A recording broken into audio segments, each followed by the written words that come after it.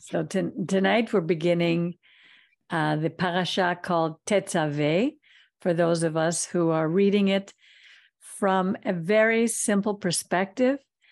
We go through it, we read it, and we see how it speaks to us. The word of God is alive. The Torah is where was that verse? The word of God is like a two-edged sword. It pierces right through to the marrow. It's absolutely a powerful, powerful tool for anyone who wants to understand everything that's going on in the world and everything in our lives. So this week, the parasha is called Tetzaveh, which means and you command. And God is going to be commanding us. And let's see what he's commanding us, because he doesn't command us frivolously. And we begin in Exodus 27, verse 20, and we're going to be finishing in Exodus 30, verse 10. So I'll start reading, and then Jerry, you can continue and read as well. And you shall command the children of Israel to bring to you, here's God is speaking to Moses, pure olive oil, beaten for it says the light. Remember, they're going to be lighting the menorah to cause a lamp to burn continually. How do we say that in Hebrew? It's in every synagogue. Do you remember, Jerry, what it is? What it's called? Here. Ner Tamid. Ner Tamid, exactly. This is where it comes from, the Ner Tamid. And they were to use pure olive oil. Remember why? We talked about that last week. Okay, so we should not have extra contaminants. No smoke, exactly, because if you light impure oil, you're going to get smoke. There were no windows. Everything was enclosed in the Mishkan. And we didn't want our poor Kohen HaGadol, who had to go in there, to choke to death. Now, in the Ochel Moed, the tent of meeting, without the veil, outside of the veil, which is in front of the testimony, the Edut, Aaron and his sons shall set in an order to burn everything from morning, evening to morning. It's always the night. Our day in Judaism begins evening to morning, the night before the Lord. It shall be a statute forever. Now, when we say forever, it really means for as long as the certain period would be. In other words, when there was no more temple, no more Mishkan, this would not be necessary. Although today we do continue to burn the Ner Tamid in all our synagogues in remembrance of this. Throughout their generations, on behalf of the children of Israel.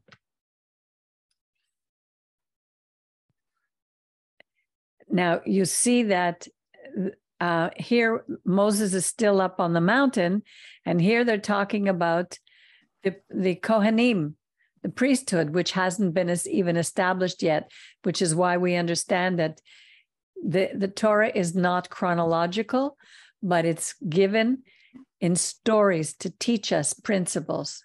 Jerry, would you like to read?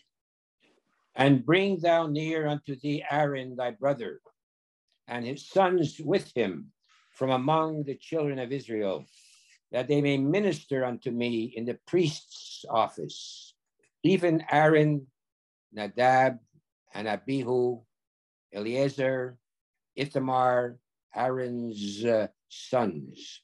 And thou shalt make holy garments for Aaron thy brother, for splendor and for beauty. And here in the Hebrew, it says, le kavod, for glory. He would look absolutely glorious. And it says, le tiferet. It's absolutely splendorous, because God was taking whatever was going to be made here and put it on Aaron and his children. So he would be the high priest to go into the Holy of Holies once once a year at Yom Kippur, but he would have the most wonderful garments because God was taking the focus away from the splendorous priests of Egypt who were pagan and pointing them toward him. I have a question now for you, Peggy. Yes. Someone has suggested the important thing when praying to the Lord is your feeling, your kavanah, and the surroundings are not as important. However, everywhere we see in the previous parsha and here, the Lord does want it to be splendorous and beautiful. You could say it like, so could you make a word on that? Like, so it's important to portray things in splendor as well when you can. Well, remember who these people were and where they were leaving. They were being taken out of Egypt, where our people had spent over 200 years. If you go to some of these countries where they believe in pagan gods, if you go to India today and you go into some of the temples there, they're absolutely magnificent. People spend millions of dollars on these temples. They're grandiose. They are, people walk inside and you stand there in awe. And this is these are to false gods. And what our God, who is an invisible God, he needed to find a way for our people to take their focus away from the past, these splendorous pagan gods, to him. Now, how were they supposed to redirect their eyes to something that was invisible? It's impossible. So he would do a process. He could have, in 1 second, changed our minds, but he gave us free will. We are not robots. He wanted us to think and to choose. So, but he wanted, in this time, in this process, when we would be in the desert, he was weaning us away from the gods of Egypt and the splendid temples that they had to the Mishkan, where he would meet us and he would speak to us from the Mishkan. That's my understanding of what was going on.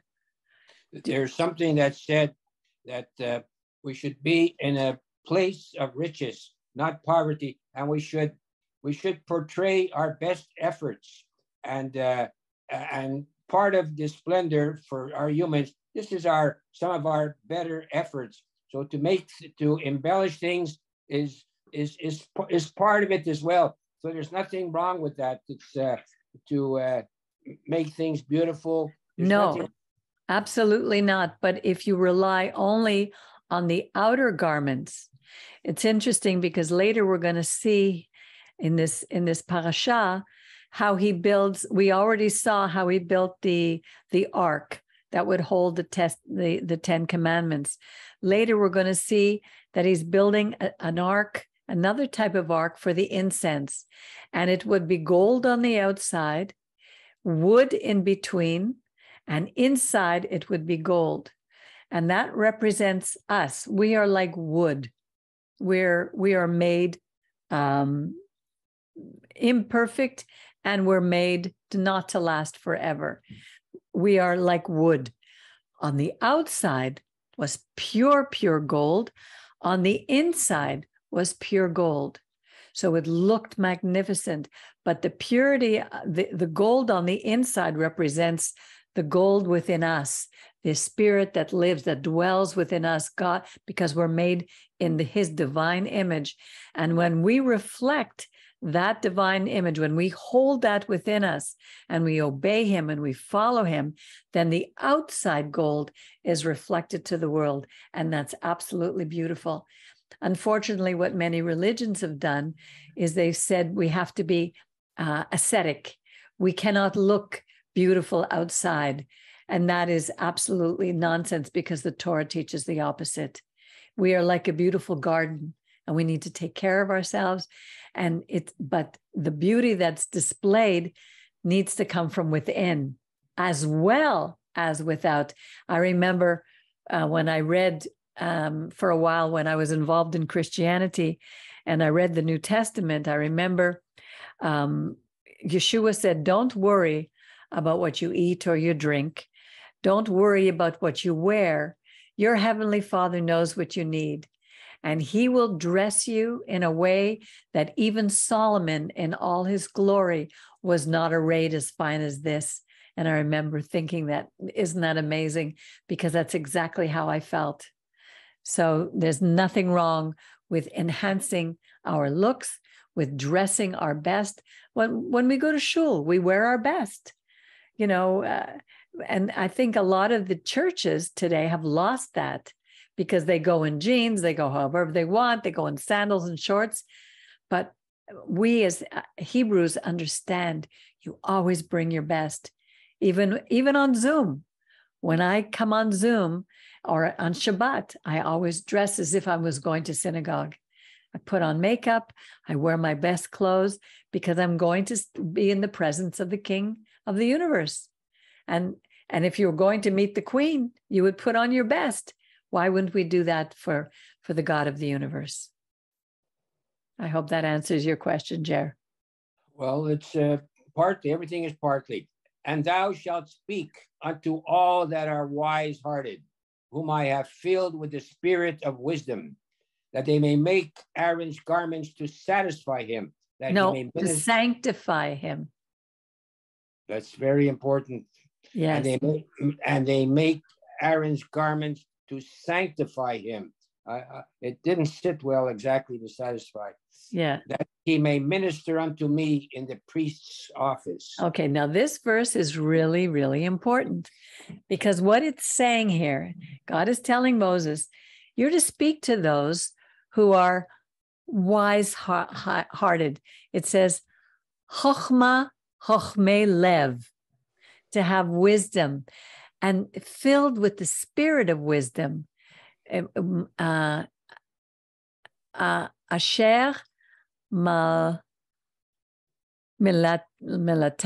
Ruach HaChochma.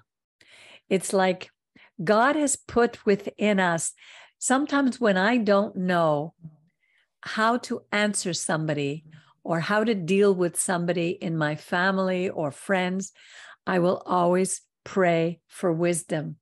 King Solomon prayed for wisdom. And it says that they may make the garments of Aaron to sanctify him. And the word for sanctify him is le kadosho. It's for kadosh means separate. Aaron was going to be separated for his position, for his role to serve God. It says, minister to me. He would be a servant of the Most High God. And he gave gifts to certain people who were able to make these garments. Not everybody could. If he gave all this to somebody like me, I'm not high detailed, I don't have an eye for this type of thing, who knows what it would have looked like. God knew who he was choosing. And what he's saying here is each and every one of us has been given gifts. And the gifts are to be used to serve God, to serve the community, to serve the society, instead of always looking for what I can get. It's what I can give. This one verse has so much in it that yes. Sorry. What you're saying is true. And what I love about that is when he says, whom I have filled with the spirit of wisdom. Yes. This is to make Aaron's garments. So some people may say, well, so what's the big deal about that? But it's a total deal because, as you say, in everything, he gives us our gifts and he fills us with his spirit. And we have lost that. Art and music used to be made to the glory of God, for the glory of God. Even the great painters, and Bach said he created for God, like he composed music to God, like he was giving thanks.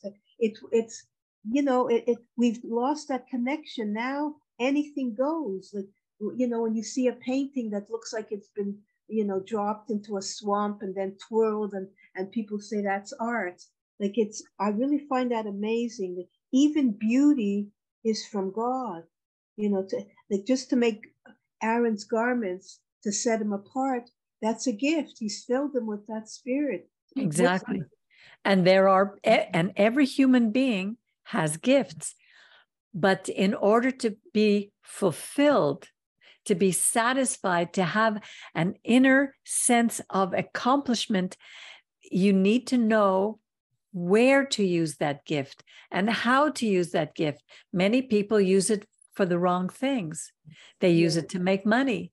They have magnificent voices, but if they're not recognizing that their gift comes from the creator of the universe and that he is opening doors for them to use that to serve the greater good, then it's a waste. It really is a waste for them and for society.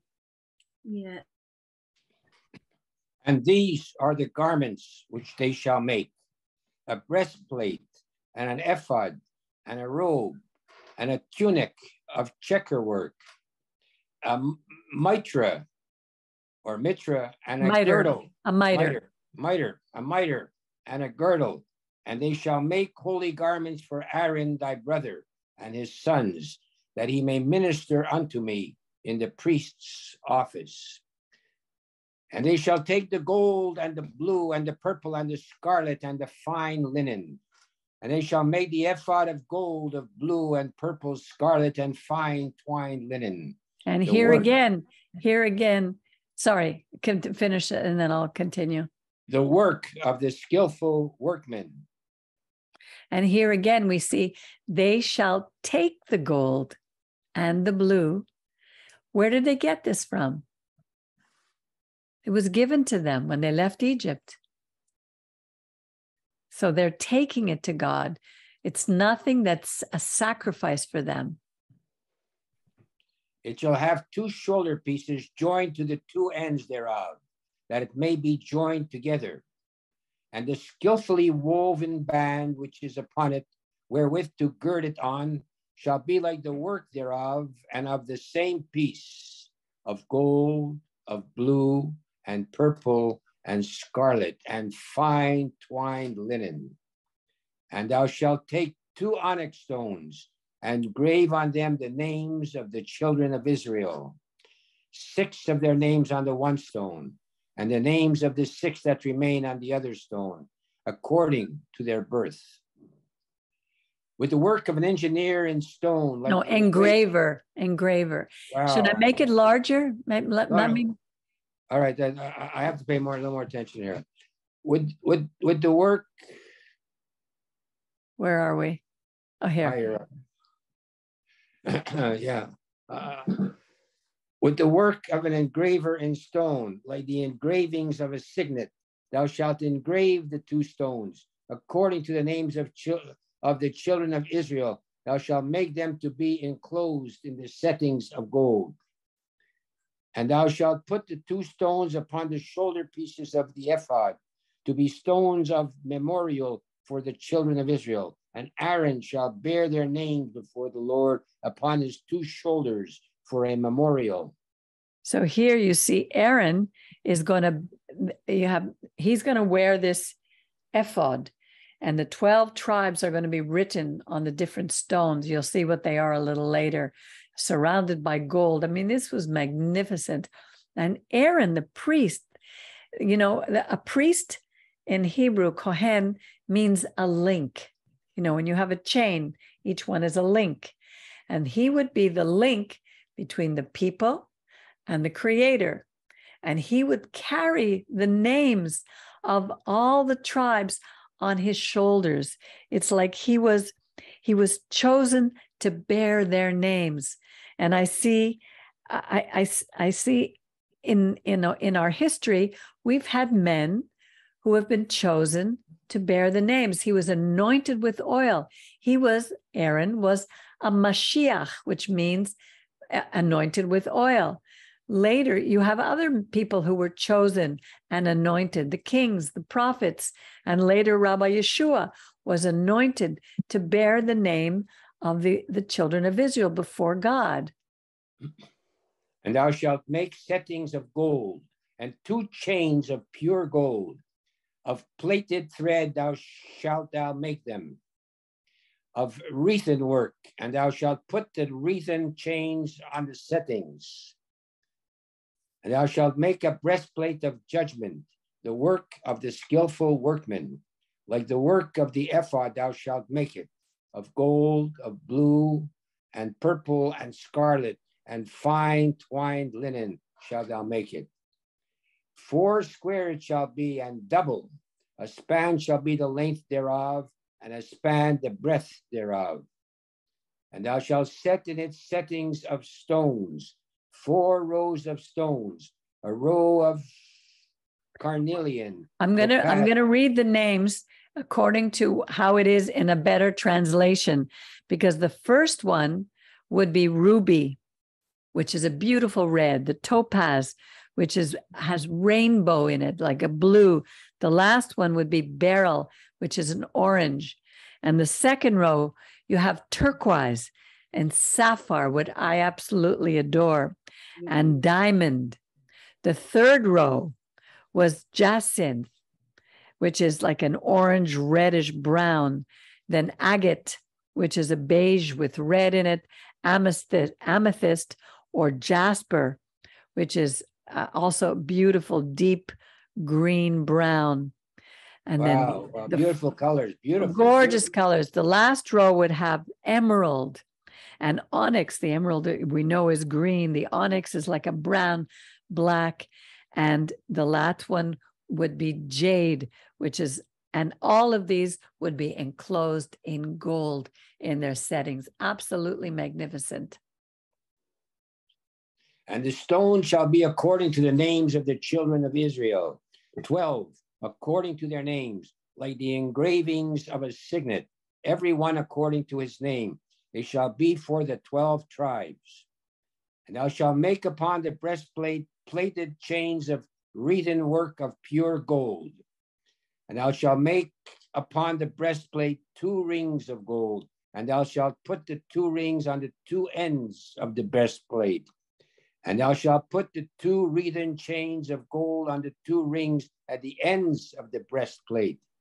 And the other 2 ends of the 2 wreathen chains thou shalt put on the 2 settings, and put them on the shoulder pieces of the ephod in the forepart thereof. And thou shalt make 2 rings of gold, and thou shalt put them upon the 2 ends of the breastplate, upon the edge thereof, which is toward the side of the ephod inward. And thou shalt make 2 rings of gold, and thou shalt put them on the 2 shoulder pieces of the ephod underneath, in the forepart thereof, close by the coupling thereof, above the skillfully woven band of the ephod. And they shall bind the breastplate by the rings thereof unto the rings of the ephod with a thread of blue, that it may be upon the skillfully woven band of the ephod, and that the breastplate be not loosened from the ephod. You know, it's interesting as you're reading all this, and I'm trying to picture and imagine me too. What they would do. I know this week I decided to crochet a hat for myself. And I always have wool. And I went and I found the color that I wanted. And I looked up, I wanted a new pattern. So I went on the internet and I found a pattern. And sometimes I would get to a part and I'd have to read it over and over again to try to understand what they were saying. When I finally got it, it was such a sense of satisfaction. But it takes, I can't imagine how these people would have understood what they were supposed to do. I know that Moses was shown the patterns when he was up in the mountain. So he was able to come down and help the people to understand what they were, but they already had the skill, the chachma that were given to them within. So God would have shown them exactly how to fashion this, but they must have been magnificent. Yeah, I have a hard time picturing all these details. But Yeah, I think if you go through it really slowly, really slowly. then you could you could There are probably picture it. there are some books. There are some books which have pictures of these. I'm not sure how accurate they are, but they have pictures of this. Yes, I've seen it. I've looked them up, actually. I was looking it up. As I was reading them, I wanted to even see the colors of the stones. Then they're magnificent. And Aaron, go ahead. And Aaron shall bear the names of the children of Israel in the breastplate of judgment upon his heart, when he goeth in unto the holy place, for a memorial before the Lord continually. When I read this, Jerry, I was wondering who bears the name of the names of the children of Israel today, because this is a breastplate of judgment, and people go before God to really pray for our people, and we need that more than ever. So we need to pray that more people will bear the names of the children of Israel on their hearts, and as they go into today, we don't need to go into a holy place. We need to just go inside ourselves. When we go to synagogue, it's one thing, but we should be holding our people, the names of our people, in our hearts before God continually. Yeah. And thou shalt put in the breastplate of judgment the Urim and the Thummim, and they shall be upon Aaron's heart when he goeth in before the Lord. And Aaron shall bear the judgment of the children of Israel upon his heart before the Lord continually. So the Urim and the Thummim were almost like dice, and they would throw the dice. Maybe that's why we have so many Jewish gamblers. But we have, they would go before the Lord and they would throw these Urim and Thummim to see what God was asking them to do. And they shall be upon Aaron's heart when he goes in before the Lord. He wanted us, before he created a priesthood at the very beginning, he wanted all Israel to be a priesthood. So those of us today who follow God, who follow his commandments, who know that he's real, we are his priesthood. We go before the Lord and to bring intercession for our people. And thou shalt make the robe of the ephod all of blue, and it shall have a hole for the head in the midst thereof. It shall have a binding of woven work round about the whole of it, as it were the whole of a coat of mail, that it be not rent. And upon the skirts of it, chain mail. Exactly. And upon the skirts of it thou shalt make pomegranates of blue and of purple and of scarlet round about the skirts thereof, and bells of gold between them round about. A golden bell and a pomegranate, a golden bell and a pomegranate upon the skirts of the robe round about. And it shall be upon Aaron to minister, and the sound thereof shall be heard when he goeth in unto the holy place before the Lord, and when he cometh out, that he die not. So what basically this around the bottom of the skirt of his robe, we see a golden bell, a pomegranate, a golden bell, and a pomegranate. So as he's in this Holy of Holies by himself, and he's ministering, there are different ways things that he had to do in there. When they heard the sound, excuse me, when they heard the sound of the bell, they knew that he was all right. Because if he had done something wrong, something that went against the will of God, he would die. And this way they would know that they had to go in and take him out. And we'll see a little later of how, well, I won't tell you now. Go ahead. 35? Yeah, 36. And thou shalt make a plate of pure gold, and engrave upon it, like the engravings of a signet, holy to the Lord. And thou shalt put it on a thread of blue, and it shall be upon the mitre. Upon the forefront of the mitre it shall be.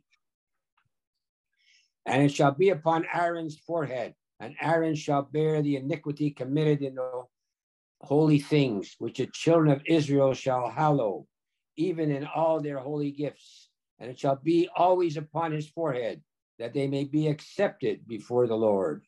So basically, Aaron here again is the link. He's the one, almost like the Azazel, who God would put, they would put their hand on it, and the Azazel would bear the iniquity of the children of Israel. He was going to go as the intermediary to present.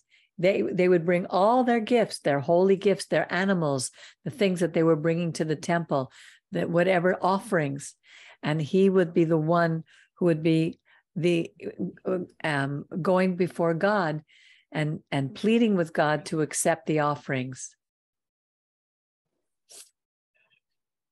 And thou shalt weave the tunic in checker work of fine linen, and thou shalt make a mitre of fine linen, and thou shalt make a girdle, the work of the weaver in colors. And for Aaron's sons thou shalt make tunics, and thou shalt make for them girdles, and head tires shalt thou make for them, for splendor and for beauty. And thou shalt put upon them, upon Aaron thy brother, thou shalt put them upon Aaron thy brother, and upon his sons with him, and shall anoint them, and consecrate them, and sanctify them, that they may minister unto me in the priest's office. So you see, they too, the sons, he had 4 sons, Nadab, Abihu, Eliezer, and Itamar. And it says, Mashachat, they would be like Mashiachs, they would be anointed. And thou shalt make them linen breeches to cover the flesh of their nakedness, from the loins even unto the thighs they shall reach. And there shall be upon Aaron and upon his sons, when they go in unto the tent of meeting, or when they come near unto the altar to minister in the holy place, that they bear not iniquity and die. It shall be a statute forever upon him, and unto his seed after him. What does it mean? They shall bear not iniquity. You mean they should not have done something wrong and not made it right? Exactly. Like when we see later on how Nadab and Abihu, we'll see soon where it says that they are not to offer a strange fire or they'll die. This was the very beginning of the priesthood, and they had a very special role before all the congregation. They were to be an example, and God was really serious about this, because if the person who is to be example to the rest fails and doesn't make it right, then the rest of us will fail. When to whom much is given, much is required, and they were put in a position that was the most difficult of anyone. They had to go and be the direct representatives to God, and they had to be extremely pure in their intentions and their hearts when they were going before God. And this is the thing that you shall do to them who hallow them, who are separated for them, to minister to me in the office of the Kohanim. They had to take 1 young bull, 2 rams without blemish. In other words, they had to be very young and perfect, always the best of the flock. And unleavened bread, matzah, and cakes, unleavened mingled with oil, and wafers unleavened, spread with oil, of fine wheat flour, you shall make them. Maybe it was Pesach, I'm not sure. And you shall put them into 1 basket and bring them in the basket with the small bulls, the young bulls, and 2 rams. And Aaron and his sons shall meet them, bring them to the door of the tent of meeting, Ochel Moed, and wash them with water. And you shall take the garments, put upon Aaron the tunic, the robe, the ephod. I mean, this was a ceremony of amazing details and beauty. And the people were watching this. and gird them with skillfully woven band of the ephod, and you shall set the mitre upon his head. This was a special crown. Put the holy crown upon the mitre. And I guess the mitre must have been some kind of material. And thou shalt take the anointing oil and pour it on his head. Again, HaMashiach, and anoint them. And you shall bring his sons and put tunics on them, and gird them, dress them up with their belts, and put the special head covers on, and they shall have the kahanut, the priesthood, by a perpetual statute. As long as the temple would be there, this priesthood needed to come from Aaron. Sadly, at the time of the Romans, when Yeshua was alive, the priesthood had been purchased. No longer was it through Aaron and his descendants. It was by the highest bidder, and they were corrupt. And you shall consecrate Aaron and his sons, and you shall bring the young bulls before the tent of meeting. And Aaron and his sons shall lay their hands upon the head of the bullock and kill it before the Lord at the door of the Ochel Moed. And you shall take some of the blood, put it on the horns of the altar with your finger, and you shall pour out all the remaining blood at the base of the altar. And you shall take all the fat that covers the inwards, the kishkes, the inside, the liver, the kidneys, and the fat that's upon them, and let them smoke. They were not to eat these. This was going to be a complete burnt offering to God. The flesh of the bullock, its skin, its dung, you shall burn with fire outside the camp. It's a sin offering. You shall also, they had to go first. Aaron and his sons had to be the first ones to bring an offering before they could accept anyone else's offerings. They need to be humble and go before God and admit what they had done wrong. His sons shall lay their hands upon the head of the ram, and you shall kill the ram, take its blood, dash it around about against the altar. And you shall cut the ram into pieces, wash its inwards and its legs, put them in pieces and with its head, and you shall make the whole ram smoke upon the altar. This was a very difficult, we're reading it, but we don't really realize it was like they were butchering this animal and putting it upon the altar. God was showing us how serious our sin is. And when we would bring this offering and with a heart that really is repentant, it becomes a sweet savor, an offering made by fire to the Lord. And you shall take the other ram, and Aaron and his sons shall lay their hands upon the ram, and you shall kill the ram and take the blood, put it upon the right, put it on the tip of the right ear of Aaron. We'd wonder, what are all these things about? It's too difficult for us to understand because we don't know the times. And maybe they had some similar rituals in paganism. But God I was thinking that maybe he was rededicating, who knows what kind of rituals similar like to this that they had, which were corrupt and not appropriate rituals. Exactly. But now he's redirected this to the one God. Exactly.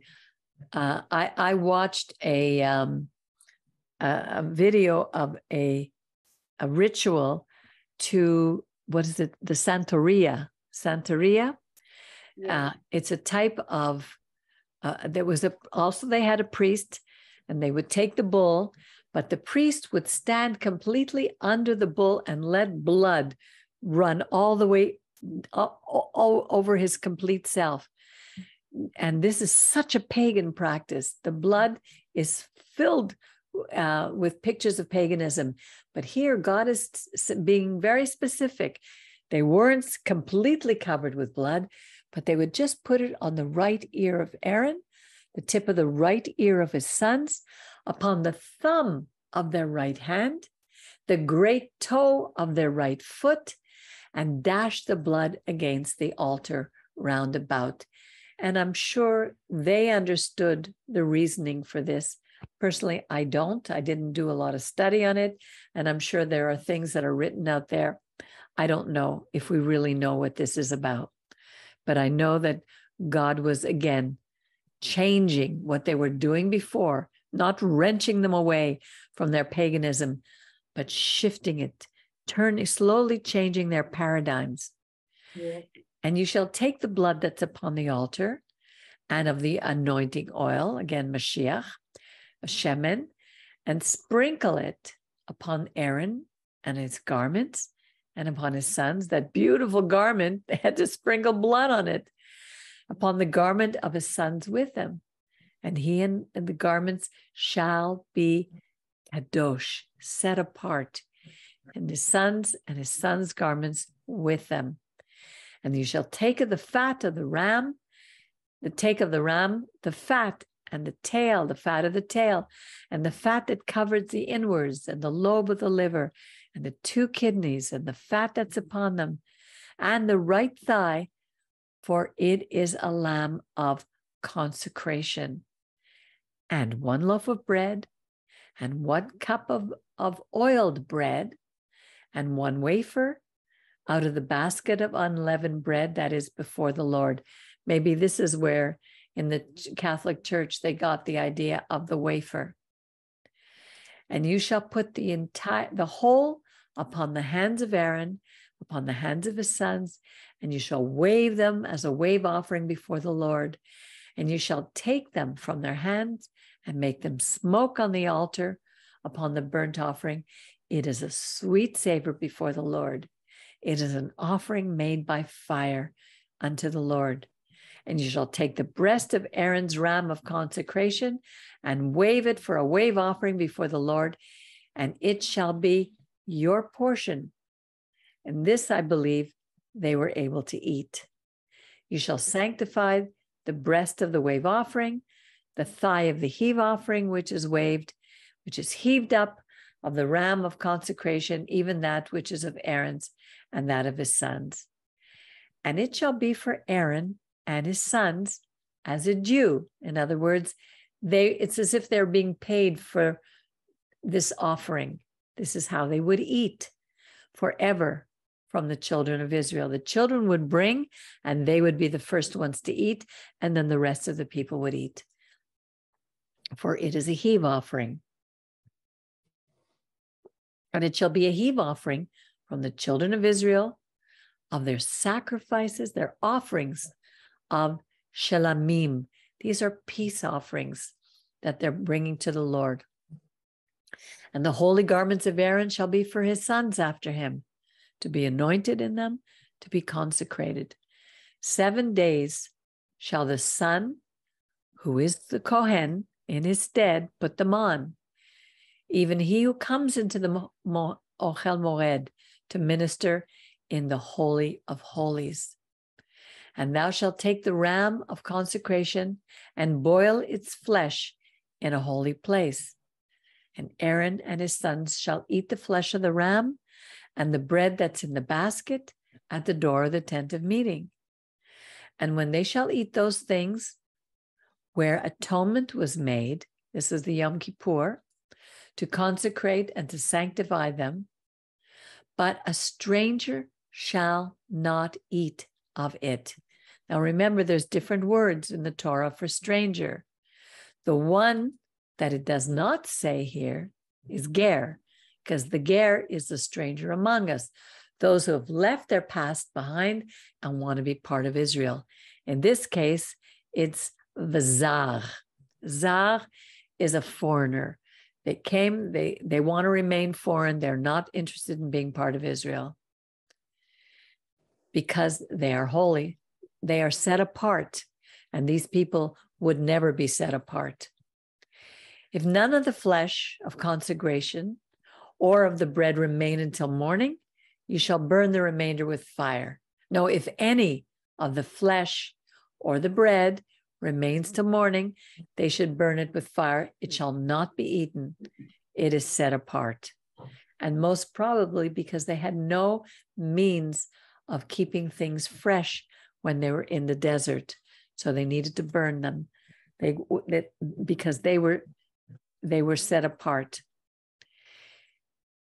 You shall do to Aaron and his sons according to all that I have commanded you. 7 days shall you consecrate them. And every day you shall offer the bull of sin offering beside the other offerings of atonement. And you shall do purification upon the altar when you make atonement for it, and you shall anoint it to sanctify it. 7 days you shall make atonement for the altar and set it apart. Thus even the altar is set apart.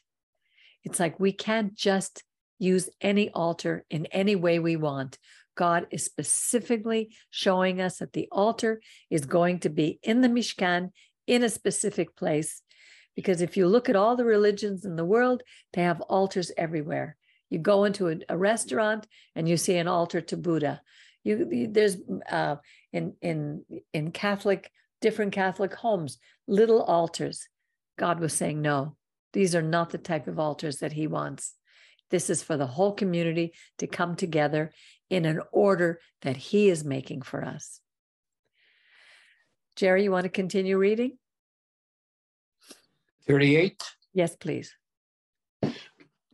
Now this is that which thou shalt offer upon the altar, 2 lambs of the first year, day by day, continually. The one lamb thou shalt offer in the morning, and the other lamb thou shalt offer at dusk. And with the one lamb, 1/10 part of an ephah of fine flour, mingled with the 4th part of a hin of beaten oil, and the 4th part of a hin of wine for a drink offering. And the other lamb thou shalt offer at dusk, and shalt do thereto according to the meal offering of the morning, and according to the drink offering thereof, for a sweet savor, an offering made by fire unto the Lord. It shall be a continual burnt offering throughout your generations at the door of the tent of meeting before the Lord, where I will meet with you to speak there unto thee. And there I will meet with the children of Israel, and the tent shall be sanctified by my glory. And I will sanctify the tent of meeting and the altar. Aaron also and his sons will I sanctify to minister to me in the priest's office. And I will dwell among the children of Israel and will be their God. And this is what we pray even today, that he dwell among us and will be our God. But sadly, because of how we are living, he cannot dwell among us, because he's very clear about how we need to be set apart for him, not set apart for the other gods of this world. And they shall know that I am the Lord their God, that brought them forth out of the land of Egypt, that I may dwell among them. I am the Lord their God. And this is so important. You know, this is the first commandment. I am the Lord your God, who brought you out of the land of Egypt, out of slavery. Have no other gods. You know, this week actually this morning, I was listening to Ben Shapiro speaking about this revival that's taking place in, I think it's Kentucky, and it's spreading now in the United States, where Christians are having a huge revival, and they're praying for hours and hours. And at first glance, it sounds wonderful. Isn't it beautiful? All these people are getting together to pray. And then I wondered, yes, but who are they praying to? Who is their God? Because it says, God says, they shall know. Here the children of Israel, but the children of Israel were to bring this to the world. They shall know that I am the Lord their God, who brought them out of the land of Egypt, that I may dwell among them, that I am the Lord their God. So even if people are gathering together en masse, worshiping a false God, this cannot be pleasing to the God of Israel. There is only one. I pray that some of them among these people will come to know who our God is, the one who brought us out of the land of Egypt, out of slavery, out of bondage, have no other gods. But unfortunately, the church, simple enough, they've changed the first commandment. They changed that one, and they changed the fourth commandment about Shabbat. They made it a Sunday. God is not pleased with that. And no matter what people want to say, oh yeah, well, they could be believers, they are asking us to believe in a false God. You shall make an altar to burn incense upon. Acacia wood shall you make it. That's what I was talking to you about before. Here's an altar for the incense. The acacia wood is like a representative of us. A cubit shall be the length, and the cubit the breadth. 4 square shall it be, 2 cubits the height. The horns shall be of one piece with it. Overlay it with pure gold, and the top, and the sides, and the horns. And you shall make unto it a crown of gold all around. 2 golden rings shall you make under the crown. Upon the 2 ribs, upon the 2 sides, you shall make them. And they shall be places for poles with which to bear it. And you shall make the poles of acacia wood and overlay them with gold.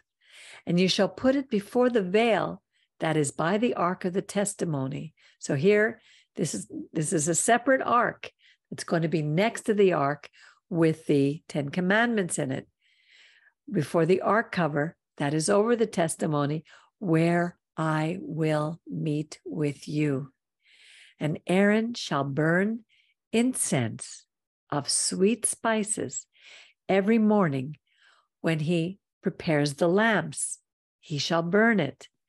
And when Aaron lights the lamps at dawn, he shall burn it, a perpetual incense before the Lord throughout your generations.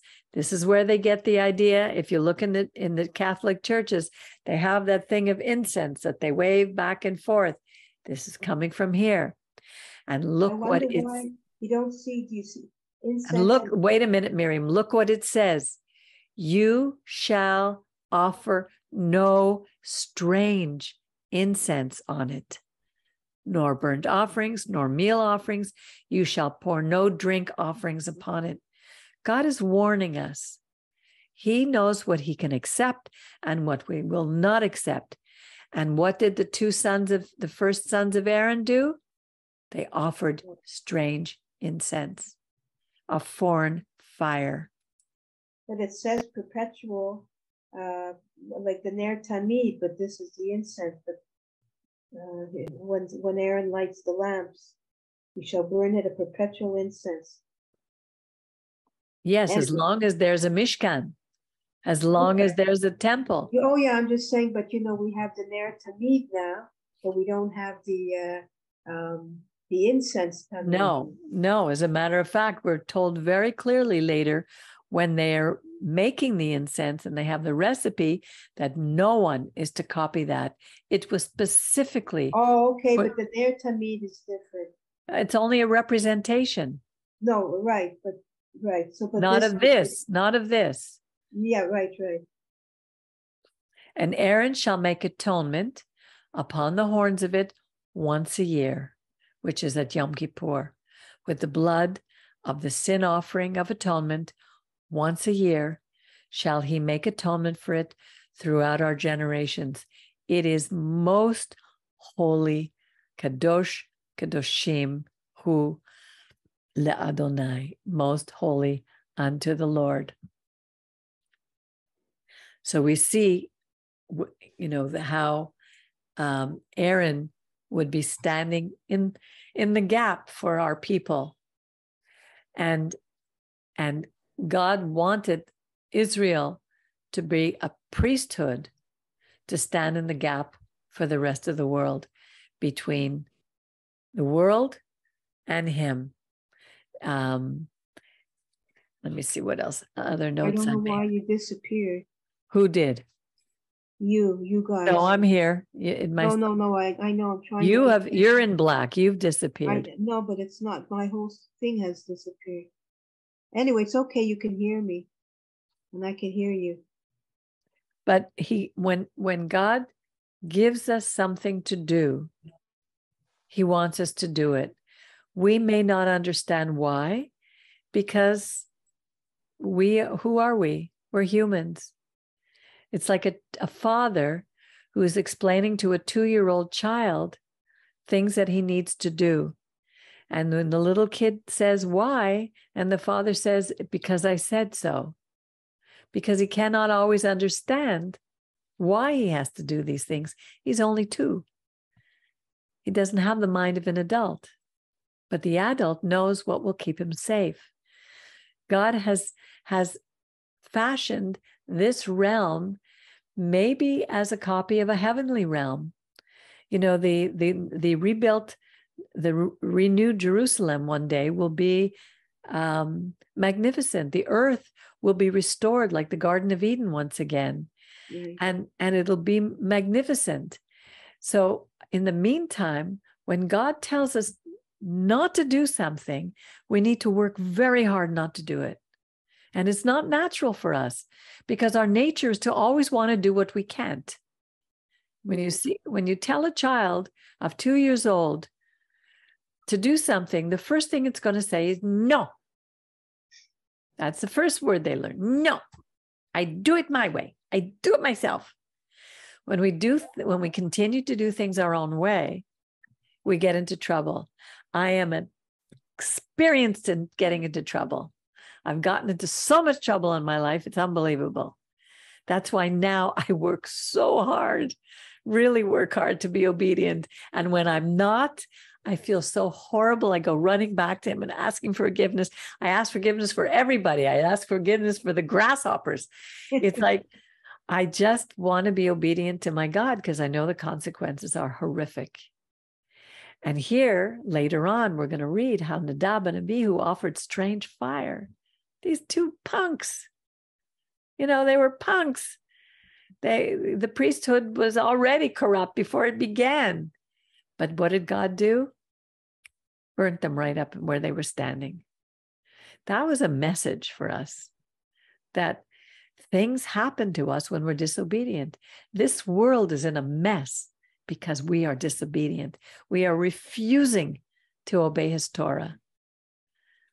And we don't have to agree with what God says, but we need to be obedient.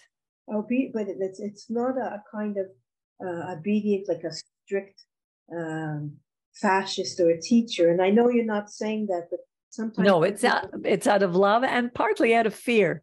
Let me tell you. No, I understand. If God were standing, if his ruach entered my room right now in a cloud of fire or pillar of fire, I would be scared to death. No, of course, but I'm saying it's not in the spirit of it. It's God is not. It's not like take your pill because it's good for you. It's more the truth. And yes, it is take your pill because it's good for you. It can be that too, Miriam.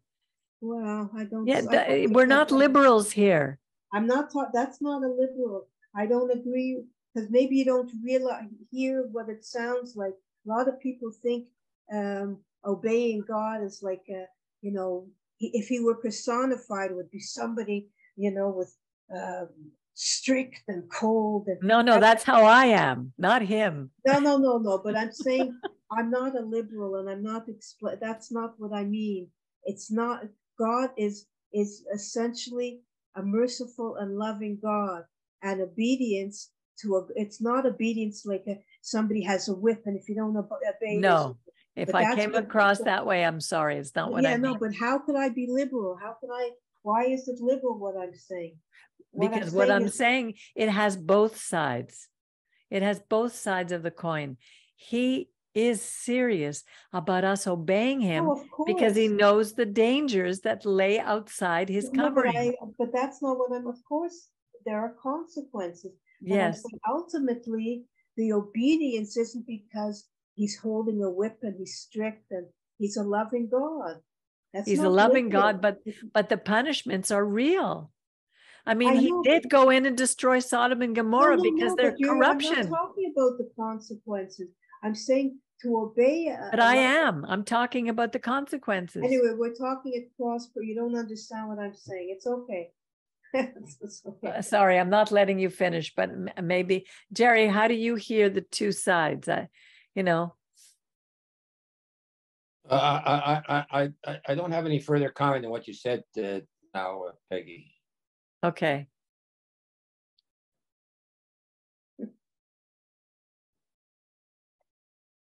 I guess we're probably saying the same thing, but we're talking about different well, things. we're coming at it from two different angles. Of course, there are consequences. I'm not talking about that. But obedience, when we tell somebody be obedient, we've already learned this in a whole context. But if I would tell my brother, for example. No, I'm talking to people who have a sense that God is real. Exactly. Well, I agree. But I'm not talking to the others. You can't inflict God upon anybody. No, I understand. Can't hit him over the head with the Torah and say, believe, believe. No, this is for people who are already have their eyes opened. Right. Who already understand that there is a creator. And listen, when the prophets came and told Israel what they were doing wrong, the people didn't want to hear them. The people didn't want to hear what the prophets were saying. Even the kings chose prophets to hang around them who only told them good news. But these people were not following God. But they knew. I'm talking about the children of Israel. We had experience with the God of Israel, with our God, from the time we left Egypt. But sometimes I wonder, like, if you would hear people saying about even if a God appeared right before you in your living room, some people would not even accept that. So I'm saying, if your heart is open to the reality of God, yes, we struggle with obedience, etc., because we're stubborn, whatever. That I understand.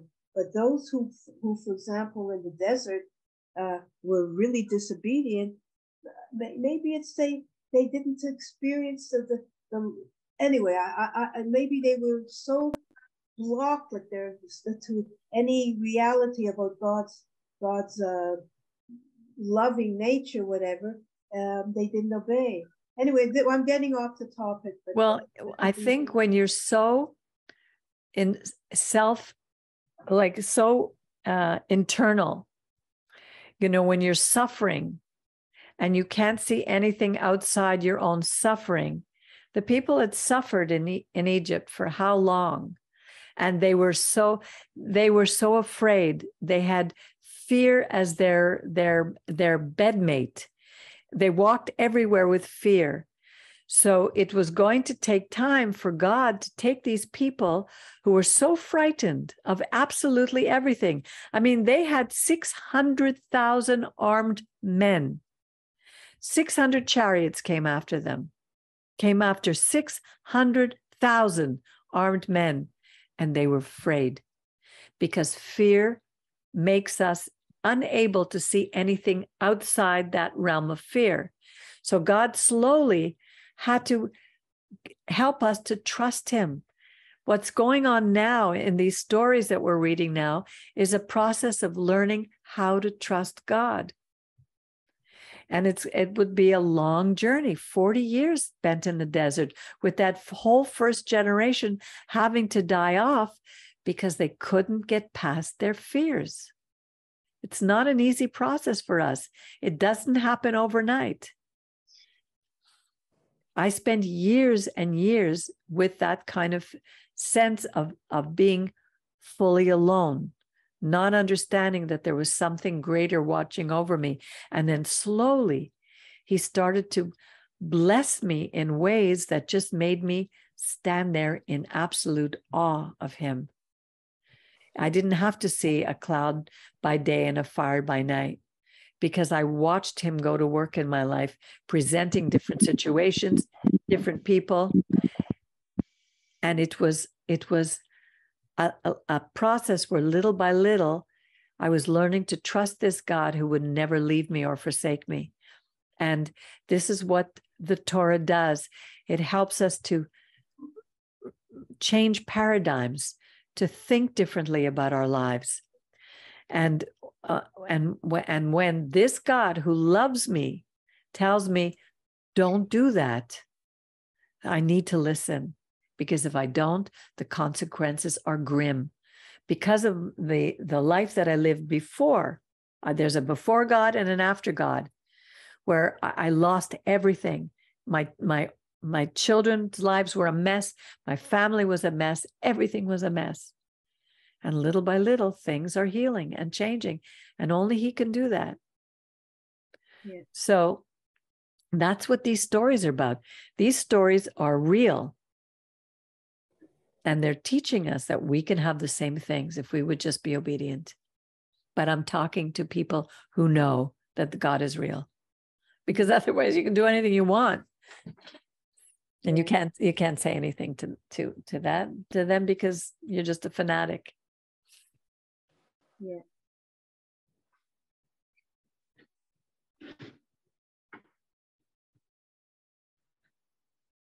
Hello. Hello, Brian. Hi, Brian. You for a boy, you make like you come near me, you're gonna get it. Give him the look. Oh, you mean to give him like a pachintochas? You make like you whack him in Can't the hear face. you, Brian. Brian, there's something wrong with your sound. It sounds like there's a wind blowing in it. Is it in front of your fan? Is your fan on? That's not on. No, there's something wrong with your You're not sound. talking close to your speaker or something. There's something wrong, Brian. There's like a staticky sound. I turned you off for now because we can't hear you. But if you're talking about a young boy who's being disciplined by his father, in many ways, we as his children are disciplined by our God because He loves us. You know, when it talks about today, it's nobody wants to discipline their children anymore because they think it's let the child grow and do whatever it wants. But that's not what the Torah teaches. The Bible teaches us that we need to discipline, and those who do not discipline do not love their children. And I was the worst one with that. I didn't discipline my children. I was a free spirit. And they, in many ways, they didn't like me because of that. They wanted boundaries. We need boundaries. And the Torah gives us boundaries because we need to be protected from whatever is out there. God created good and evil. And then He gives us a choice. Choose life or choose consequences. So I know these are hard lessons, and many religions want to say everything is great. Just believe in this way and everything is going to be fine. Well, it's not. It's not true. And look at the world. We've taken the commandments out of our homes, out of our schools, out of our courtrooms, and the world is chaos. And it's not going to get better until the world turns back to God. And whose job is that? Ours. Or we're to be Or L'Goyim, a light to the nations. We're to set the example. When our people do not set an example, Brian, I'm turning you off because I cannot. You just keep getting staticky. We'll have to figure out what's going on at another time. Okay. So, and we just really need to pray for our people. We need to pray that we turn back to the God who created us, who formed us, who made us, who brought us who made us Kohanim, who gave us the Mishkan and taught us how to leave foreign gods, strange gods, and come back to Him. Otherwise, anything goes. And we see it in our families. We see it all around us.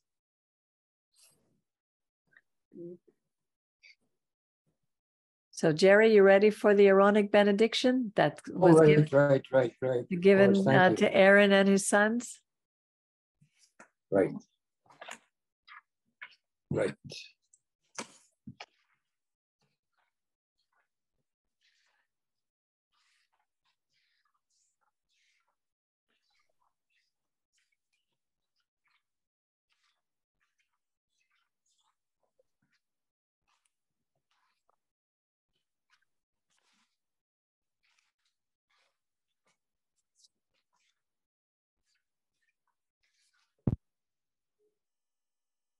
The other noise is the other computer. Okay. Pardon? That's the computer's on. The other computer that guy gave me. Okay. That's So keep it off then. Okay, I'll be here momentarily. Yes, sir. Okay.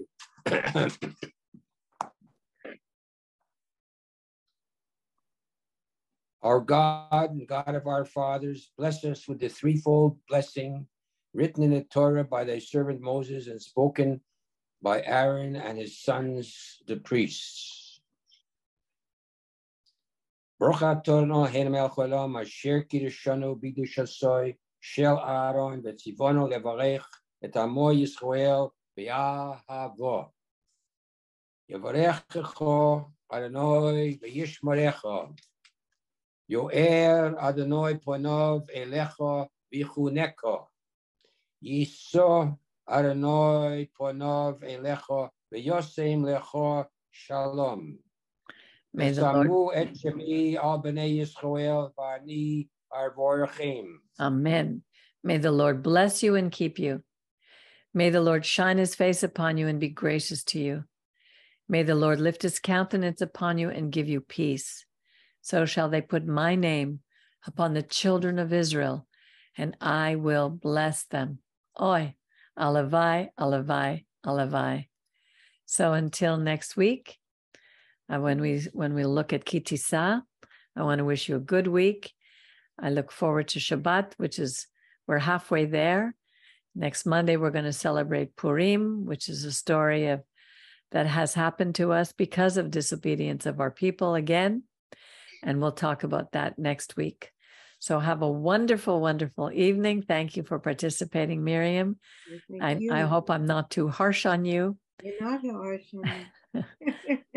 Thank you, Jerry. Thank you, Baruch, even though you're having computer problems. So we'll see you again soon. Have a wonderful evening. Shalom, shalom. Shalom, shalom. Thank you. You're welcome.